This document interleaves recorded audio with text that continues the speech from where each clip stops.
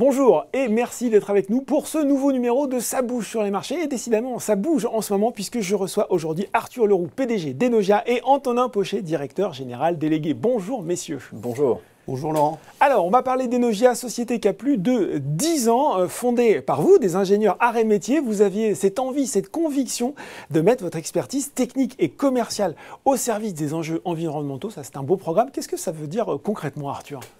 Alors Antonin et moi, on s'est rencontrés sur les bancs de l'école, aux arts et métiers à Lille.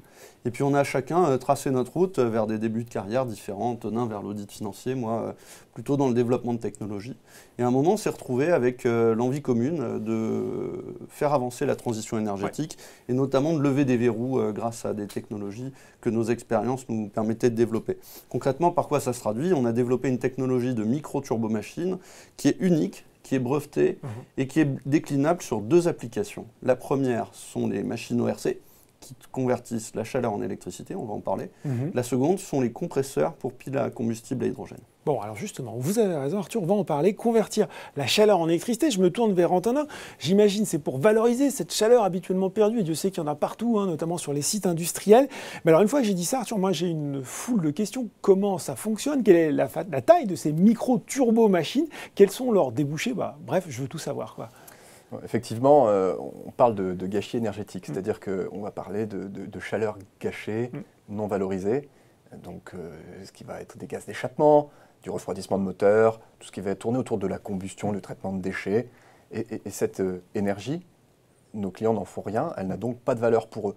En fait, nous, on fabrique des mini-centrales électriques qui vont utiliser cette chaleur pour la transformer en électricité. Donc on va donc redonner de la valeur à quelque chose qui n'en avait pas, en produisant de l'électricité qui, elle, a une valeur commerciale, puisqu'on va pouvoir soit l'autoconsommer sur le site de nos clients, soit la vendre. Et donc c'est ainsi qu'on va permettre à nos clients de finalement gagner de l'argent en installant nos turbines. Vous n'avez pas répondu sur la taille. Quelle taille elles ont, ces micro-turbo-machines ? Et pourtant, c'est un point important, puisque nous sommes les champions de la miniaturisation de turbines, puisque la plus petite turbine de notre gamme fait la taille d'une canette de soda. Ah ben voilà, une canette de soda pour produire de l'électricité. Et combien vous en avez installé à date de ces micro-turbo-machines ? Nous, on est très fiers de faire du Made in France qui s'exporte, puisque au moment où on se parle, on a vendu plus de 120 micro-turbines dans le monde, puisqu'on est déjà dans plus de 25 pays. Plus de 25 pays, plus d'une centaine de machines vendues. L'autre grand axe de développement d'Enogia, c'est le marché de l'hydrogène. Vous l'avez dit, Arthur, avec la déclinaison de votre technologie dans les compresseurs pour les piles à combustible à hydrogène, dans un second marché, toujours dans la transition énergétique. Concrètement, finalement, à quoi votre technologie sert dans ce système et comment vous vous insérez finalement dans l'écosystème de l'hydrogène ? Alors dans l'écosystème de l'hydrogène, la pile à combustible hydrogène, c'est le moteur. C'est ce qui convertit l'hydrogène présent dans le réservoir en électricité utile qui va derrière être utilisée directement sur les réseaux électriques ou pour des moyens de transport et de mobilité. À l'intérieur de cette pile à combustible, vous avez un composant qui est tout à fait crucial, qui est le compresseur d'air. Le compresseur d'air permet à la pile de respirer, d'être alimentée en air et ainsi d'effectuer la réaction électrochimique qui va produire l'électricité. Alors nous, on a décliné notre technologie qu'on utilisait par ailleurs dans le domaine de l'ORC en un produit qui est le compresseur et qui donc va être appliqué sur différents sous-marchés de la pile à combustible. La production d'électricité stationnaire, c'est-à-dire vraiment quand on utilise de l'hydrogène pour générer de l'électricité qui va être utilisée sur les réseaux électriques, ou alors la mobilité, que ce soit de la mobilité lourde, les bateaux, les bus, les trains, les camions, ou alors enfin de la mobilité légère, c'est-à-dire les véhicules pour les particuliers. Bon, là aussi, de belles perspectives. Dites-moi tous les deux, là, produire de l'énergie, produire de l'énergie propre, ça intéresse beaucoup de monde aujourd'hui, y compris de très gros acteurs. Comment Enogia va-t-il réussir à tirer son épingle du jeu ? Alors pour ça, on a deux gros atouts. Le premier, c'est notre technologie, qui est le résultat de 10 ans d'expérience en recherche et de développement, et qui est une technologie vraiment différenciante. Le second, c'est notre agilité. Notre agilité, elle nous permet de répondre à des problématiques clients et de développer des produits vraiment personnalisés qui vont leur faire gagner en performance. Donc innovation, agilité, il y a donc cette introduction en bourse. Et on comprend en vous écoutant que vous êtes sur des marchés à forte croissance, déjà peut-être. Antonin, quelques chiffres sur le potentiel commercial de vos marché justement, et puis ensuite la façon dont vous allez utiliser les fonds levés lors de cette opération pour développer Enogia. On va se concentrer sur trois axes principaux.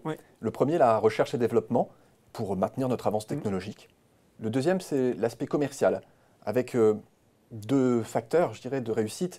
Premier, sur l'activité historique, où on a déjà une équipe commerciale, mais on veut continuer et accélérer sur l'activité historique. Donc on va renforcer l'équipe commerciale sur l'activité historique. Sur l'activité hydrogène, qui est plus récente, on va constituer une équipe dédiée au développement de ce marché.